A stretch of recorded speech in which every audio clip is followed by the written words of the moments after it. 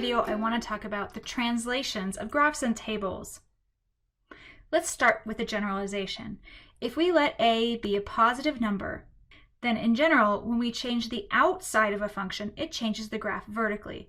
For example, f of x with a plus a on the outside moves the function f of x up a units. I'm going to put an up arrow to the right of that statement and remind myself that this is a change to the outside of the function. F of x and then minus a to the right moves the function f of x down a units.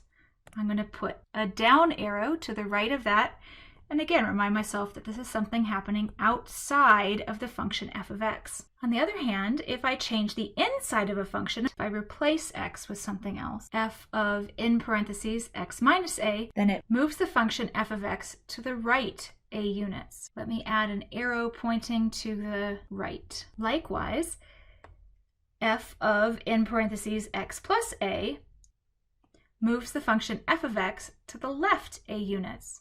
Let's draw an arrow to the left. That's a replacement of x or something happening on the inside of the function. Now when we shift a function or graph up, down, left, or right, we're performing what we call a translation or a shift in layman's terms. Let's answer some questions about translations. What does f of t minus 4.5 on the outside of f of t do to the graph of f of t? That minus 4.5 is happening outside of f of t. So this is going to be vertical, and what is it going to do? It moves f of t down 4.5 units. Next one, what does f of in parentheses x minus 3 and then close the parentheses do to f of x? Well, x minus 3 is inside of f of x. We've basically replaced x with x minus 3. In this case, f of x minus 3 moves f of x to the right 3 units. Now you may have noticed that the horizontal movements seem a little bit backwards, and that when you subtract a number it moves to the right, and when you add a number it moves to the left. You might remember that when we encountered parabolas, we had something similar in the vertex form of the parabola, which we'll revisit later. Now let's do this backwards. If we were to move g of x left 1 unit, what would the question have been? In other words, g of what moves the graph left 1 unit? Well, that would have to be a replacement of x. G of x plus 1 would change the graph of g of x by moving g of x to the left 1 unit. So our question would be, what does g of, in parentheses, x plus 1, and then close the parentheses, do to g of x? One more. The answer is it moves h of t up 25 units. Moving up would be a vertical, which means that we would do something outside of the function. So we would have h of t, close the parentheses, and then we would just add 25 to the outside of it. And that is going to affect the graph of h of t. So our question would be, what does h of t, close the parentheses, plus 25 do to h of t? Let's just practice sketching some graphs. F of t is an absolute value graph with its corner point at 1, 0. It's a perfect diagonal going up from that point and a perfect negative diagonal going back from that point, just like a normal absolute value graph. We want to sketch the graph of f of, in parentheses, t plus 2, and then close the parentheses. So the t plus 2 is inside the function. If it's inside the function, we know it's going to be horizontal. And then the only question is which way. So t plus 2 will move the opposite direction. It'll move 2 units to the left. You might make yourself an arrow to remind you about that. 2 units to the left would put us at a corner point of negative 1, 0 with a perfect diagonal going up to the right and a perfect negative diagonal going up to the left. Now we have a graph of g of x, which is a piecewise function. G of x is a parabola that opens up. The parabola actually ends at 2, negative 1, and it looks like it has a vertex at about 0, negative 3. Then, at the value of x equals 2, we have a horizontal line at y equals 1 with an open endpoint at 2, 1. We want to sketch the graph of 3 plus g of x. Now the 3 is being added on the outside of g of x, which means that we're going to go up or down. In this case, up because we're adding 3 to g of x. And so all I need to do is redraw this graph exactly 3 units up. I'm going to start with that horizontal line, which I'm going to put an open end point at 2, 4 with a horizontal line going to the right. Then this parabola endpoint at 2, -1 will move up to 2, 2. The vertex of 0, -3 will move up to 0, 0. And I can draw that graph pretty well from there. And we've got the same piecewise function just translated up. Now, one thing that's kind of cool to do since I have the technology here is I can actually show you that translation by grabbing that whole graph and just shifting it back down. So there it was on top of the function. And now I'm going to move it up 3 units. And there it is now, where we just drew it. 2 more translations, but let's have you give these a try. Why don't you pause the video and come back when you've finished sketching these 2 graphs.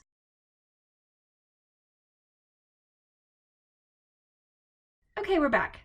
We have the graph of h of t, which is a straight line. It's increasing. You might want to pay attention to the scale on this. Every 2 blocks is actually 1 unit. This original graph of h of t has a y-intercept of 0, 0.5, another nice point at 2, 1, and back at -2, 0 for its x-intercept. We want to sketch the graph of h of t, close the parentheses, minus 0.75. That minus 0.75 is outside of h of t, which means we're going to go up or down, and since it's a minus, we're going to go down by 0.75 units. So that's just a little bit tricky to count. It's 1.5 units. I can take every point I previously mentioned and move it down 1.5 units. So 0, 1 becomes 0, -0.5. 2, 1 becomes 2.25. And -2, 0 becomes -2, -0.75. From there, we can draw h of t, and then on the outside, minus 0.75. P of x is a parabola that opens down. On our graph, we're counting by units of 5. So every time we move a square, we're counting 5 units. I'm going to just mark out a few more values on my graph. This parabola has a vertex at 20, 30, and it has x-intercepts at maybe 8, 0, and 32, 0, let's say. Now we want to sketch the graph of P of, and then all in parentheses, x minus 20. We've replaced the x in P of x with x minus 20. That's a horizontal movement. And is it left or right? Well, if it's x minus 20, that means we're going 20 units to the right. Let's take that vertex and move it first. 20 units to the right puts it at 40, 30. Moving 32, 0, 20 units to the right puts it at 42, 0. And moving 8, 0 to the right 20 units puts it at 28, 0. Let's draw in that function.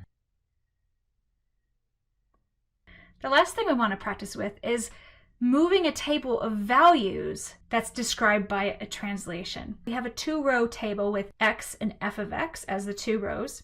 And I'm going to read you the columns of data points. And as I read them, I'm going to actually graph them. So the first one is -2, 2. The second column is -1, -1. The third is 0, -2. The fourth is 1, -1. And the fifth is 2, 2. Now we want to write a new table for g of x, and g of x is equal to f of x, and then on the outside, -3. On the outside, it's got to be vertical, and it's going to go down 3. So let's just make a little note, down 3. The easiest way to make a new table of values is to first think about moving these points. I'm going to move them down, and I'm going to make them with little x's instead of dots just to make it a little easier to see. So I'm taking every point and moving it down. So the first point was at -2, 2. When I move it down 3 units, it's at -2, -1.